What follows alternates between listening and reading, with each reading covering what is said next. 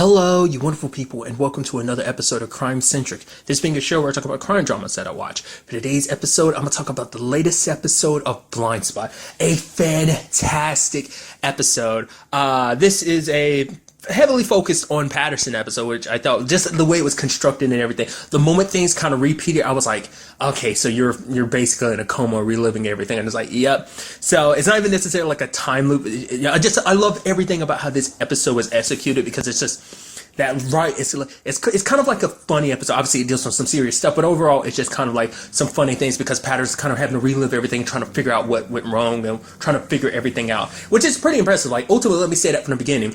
Patterson figured all this stuff out. Everyone out obviously was working on this, but they just assumed it was an accident and everything. But it's like Patterson figured this all out while she was in a coma and everything, which is pretty damn impressive. She was literally fighting for her life, and she literally figured it out. That just shows. I mean, to be fair, I'm also a little biased because I adore Ashley Johnson, so like that kind of adds an element to it of like you shouldn't that just adds a little, like I said, adds a little bias to it. But nevertheless, I just love how the episode was executed. There's that little like cute thing between her and Jack, then the whole conversation with Tasha. Just, I mean, everything just got to break everything down little by bit. Hands down, one of my favorite things is the whole like Roman thing. She gets in the elevator one time and just turns and it's a naked Roman. And she's like, "What? Why are you naked?" And he's like, "Oh, come on, you know, I'm kind of a bad boy, and you kind of like that. You gotta have a crush." And she's like, I have a crush on you." It kind of took her by surprise. She's like, "Oh my god," because she's probably thinking she's mortified because like that's so messed up.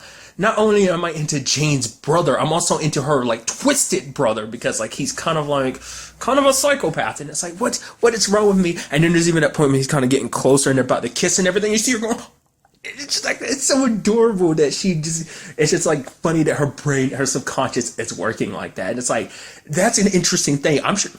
Well, it even seems like because later on Tasha kind of pokes fun at her at it, so it does seem like she told at least Tasha, probably not the others because that's probably just a weird conversation in itself. But still, I thought that was kind of neat.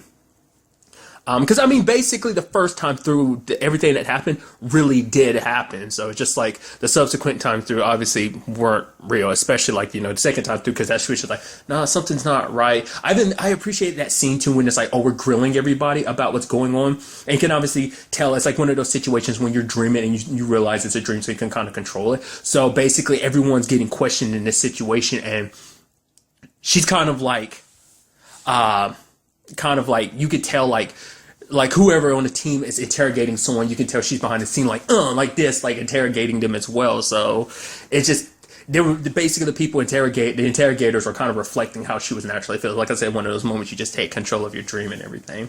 Then there's also the point of her seeing David and Stewart. That was kind of weird and awkward, but it kind of feeds into the story. It's kind of an interesting thing because like she's actually had an episode similar to this. I want to say it was back in season 1. I don't think it was season 2. I think it was like back in season 1. Basically, she kept seeing David everywhere. It's literally an episode where she just, or was that season 2? I don't remember.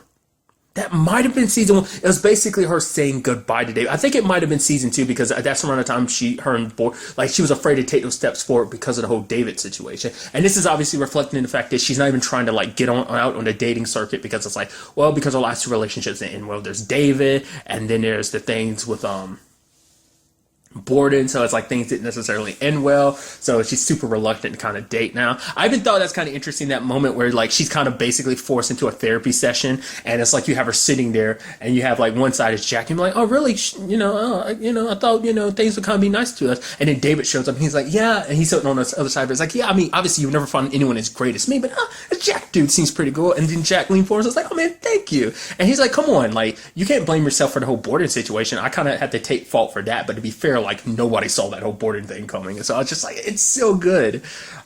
Like it's one of those things. Also, like when she went back through, she tried to change things, try to do things a little different. It's like, okay, Reed, Tasha's in love with you. You guys talk about it.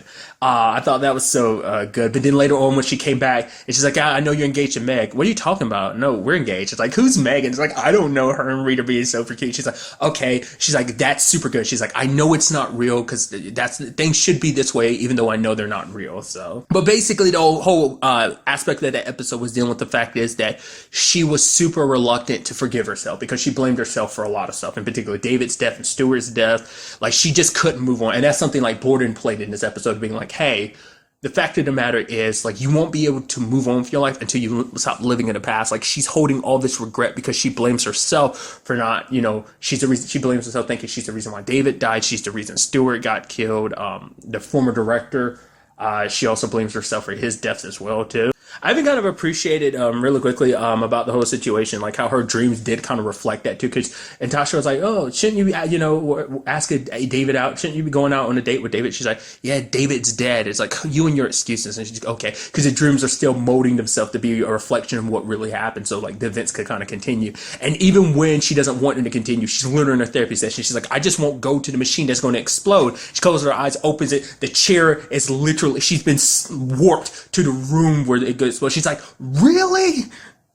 I was actually halfway expecting us to meet the dude that she was yelling at the beginning when she first wakes up, the dude that's playing the music super loud and she gets pissed. I thought we would have bumped into him. It's like, no, they just that's the opening, and then it just kind of skips to her being at work and everything. So, but what I also appreciate about this episode, just from like a effects standpoint, is when she's figuring things out, when David's like, break the loop, and he's like, okay, and she's figuring everything out. It's almost like a Matrix moment, which I even appreciate at the beginning, like when she goes through the psychoanalysis, she's like, okay, you're not in the Matrix, and she hadn't explained stuff. It's like, okay, this is just, it's just something, it's not what you think it is. This isn't you just kind of reliving everything. So I love that approach to it. But getting back to it, it's just like kind of on the Matrix level, it's like her figuring everything out. And what I appreciated too was like the aesthetic and look of her, like the data like around her. It's almost like a hologram of her figuring everything out. Kind of like augmented reality, I guess, would be kind of a, maybe virtual reality would probably be, but no, I think augmented reality would be, either way, when she's fixing everything, like putting all the kind of things together, trying to figure out the loop and everything.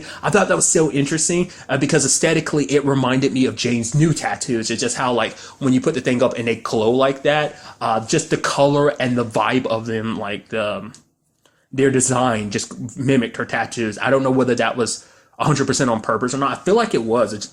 So that was, I just thought that was kind of neat. It just looked really cool seeing her do it. I was like, oh, like if you took, you could easily take that and put it in like a science fictional show, just the way it was designed. I just love like the color and just design of it. It's something I just couldn't help but kind of latch on to. So, but ultimately for this episode, we do see that, it's one of those things where it's like, oh yeah, you kind of learn a valuable lesson. It kind of put things in perspective for Patterson, because she ended up, well, not for one, solving the case. That came easy, but afterwards she kind of had to deal with her own kind of baggage, in that whole sense of like, everyone kind of waving her goodbye in the elevator and kind of finally letting go. Not letting it go in the sense of like, oh, like you need to come with us and die, but it's just kind of like a letting us go and kind of moving on. It's like you don't have to forget, but she has to kind of forgive herself and move on, not keep herself kind of chained down by the past. And it's something that you wouldn't think Patterson's kind of dealing with that, but she's dealing with it on a daily basis. I mean, in particular, all those deaths are related to her job too. So obviously she can't go into work without really thinking about it being her fault that so much happened, because all of that stuff is her personal life and her job life too, so... Which kind of, like I said, just the way Patterson actually wouldn't think that, like, there's moments she kind of let it show, in particular last season, but like, I don't know, she kind of kept a tight lid on it this season. Like, you wouldn't think that was all still bothering her, but it was. I mean, that's just the thing. She's very good at, she kind of keeps up this very chipper personality, but I don't know, a lot of stuff was kind of bubbling beneath the surface, and I'm glad we took this episode to kind of deal with that. Like I said, it was just, like, overall, it's kind of like a fun episode, and I appreciate the way they went about it. Kind of diving into one of their characters like that, kind of showing this like different side of the show. There's even that moment where you have Jane and Kurt walk up to her, but they're opposite. It's like Kurt has got all the tattoos. He's kind of Jane, and then Jane's got like the hairstyle and everything, looking kind of supposed to represent Kurt. I was like, that's so good. But what's the first thing Patterson does when she wakes up? Oh, she solves the case. Basically, it turns out that everything that happened, basically, that dude Mahoney, basically he ran a operation that basically was a no-go, but he ran it anyway, and because he didn't like being told no, so he told the Marines involved, they're like, no, you have to worry about it. So he covered everything up, made it seem like they died in different areas. Basically, it was like they were poisoned, and he blew up the lab that could have killed Patterson. He blew that up to make sure that, to cover his tracks. I guess it should have been, I should have thought as much, because he's the only one, because the lady was there initially, was like, no, we're not going to run the test. But he was the one that was like, no, run the test. I'm all for it. So I was like, I guess you would think like he'd be, I mean, to be fair, I guess you really wouldn't think much of it because it's just like, oh no, he's being supportive. He wants to help out, figure things out. But it's like, no, it was in the grand scheme of things, it was him trying to cover his tracks. So I did also appreciate Patterson getting her like badass moment of taking like that metal pipe and like fighting him, kicking his ass. It's like, yo, go Patterson, like having her moment like that. That was pretty cool. It's just like I said, it's that dream moment of like, yo, it's her conquering everything that's happening. Her take like, no, I'm not dead. I'm gonna fight to stay alive. It's representing that, but also just her solving everything as well as dealing with her, like, what she's been feeling this entire time. So it was just a very nice representation of that. So other things that kind of came from this is the whole like something I completely misunderstood last episode when they were talking about Avery's dad. They're not talking about her biological dad. I thought that's what they were talking about. It's like, no, they were talking about her foster dad. I'm like, right, because her foster dad worked for Crawford, which in retrospect, like, I mean, for one, they ended up bringing up in the episode is like actually Avery's dad actually carried out some pretty hardcore stuff for Crawford. Like he was kind of neck deep in all of this, which then begs the question, like, that can't be a coincidence. I was just thinking about that. Like, Avery, Jane's daughter, ends up being raised by the guy who works for Crawford, who Crawford has a whole potential, there's a whole connection between him and Sandstorm, which is ran by Jane's mother. Like, there's too much coincidence there. Like, so that had to have been on purpose, right? Or was that just weird cosmic luck or something like that? I don't know.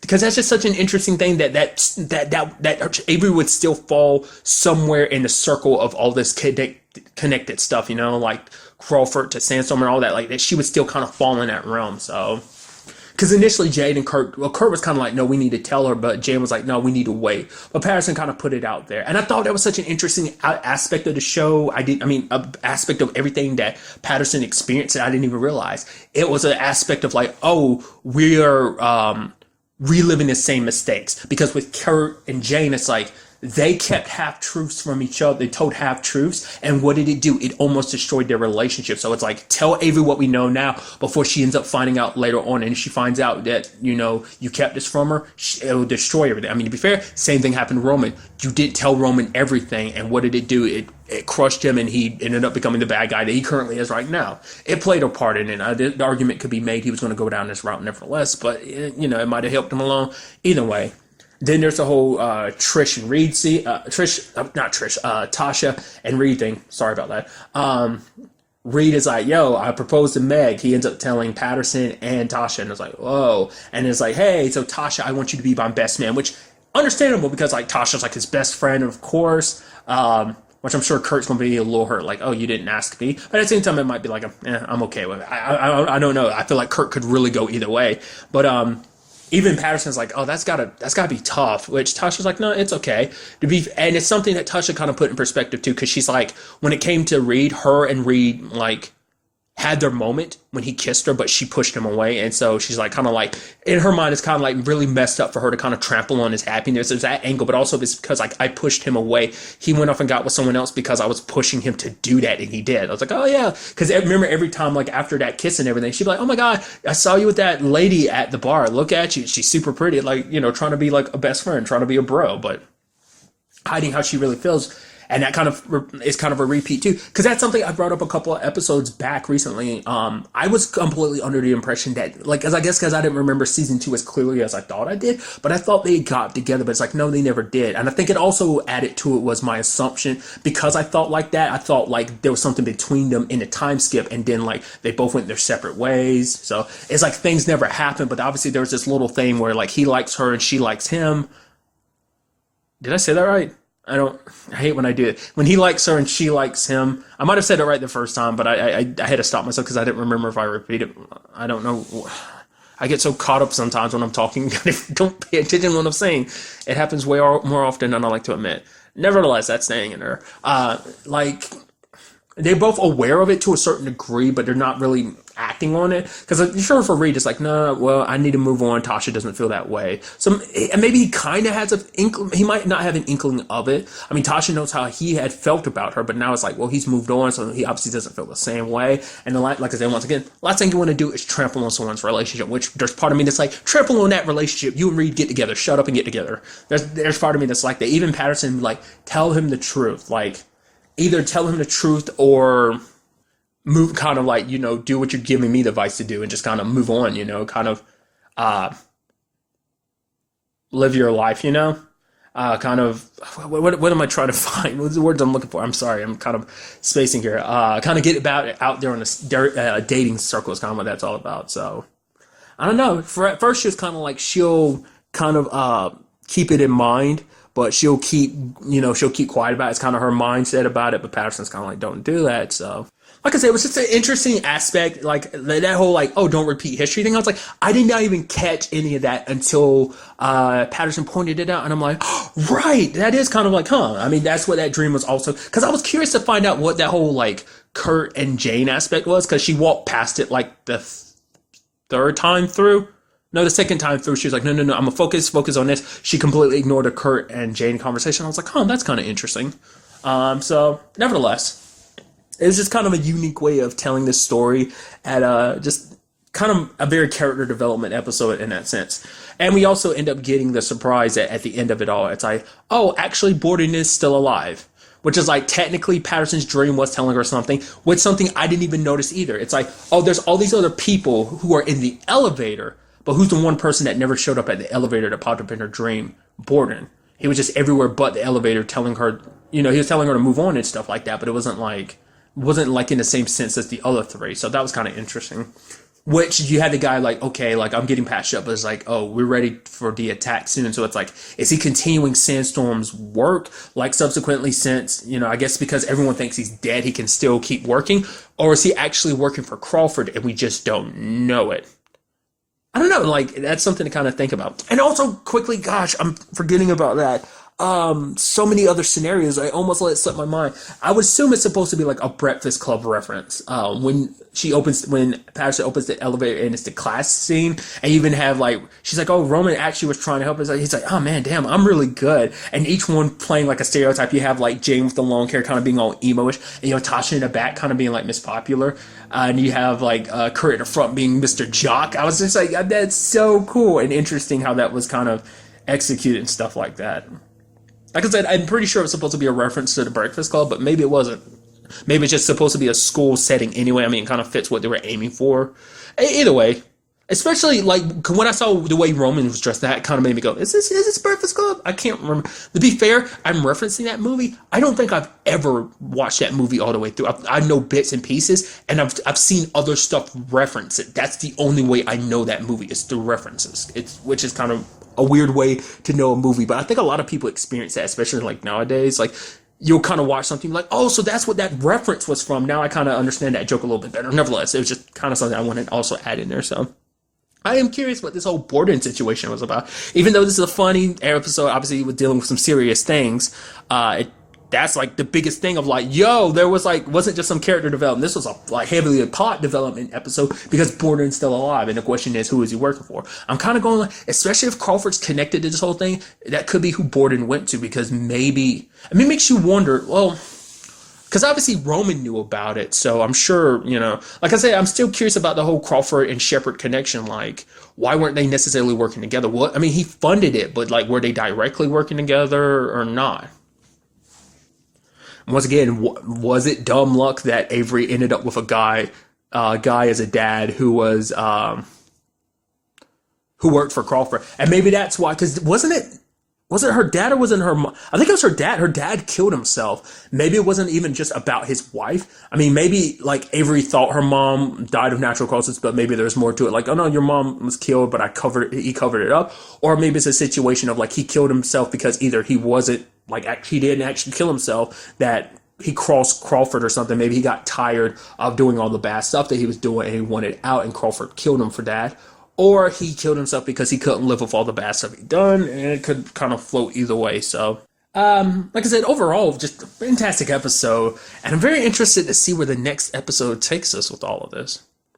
But really, that's all I want to talk about. So the next time we meet, be happy, be safe, live life to the fullest, and enjoy it.